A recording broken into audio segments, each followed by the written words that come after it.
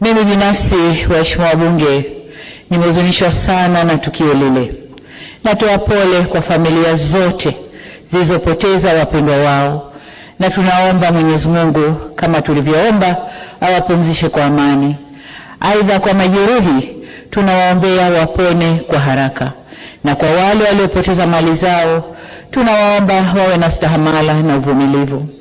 Serikali imechukua hatua ya kuunda tume ya kuchunguza yaliyotokea, yani inquiry commission, ili tujue kiini cha tatizo. Taarifa hiyo itatuongoza kujielekeza kwenye mazungumzo ya kuleta maelewano na amani.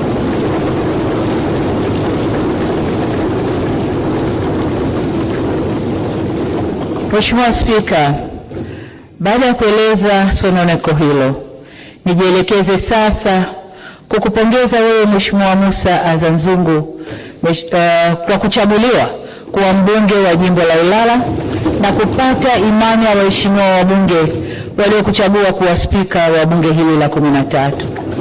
Ni imani yangu kuwa uzoefu wako katika bunge hili utakuongoza kusimamia utekelezaji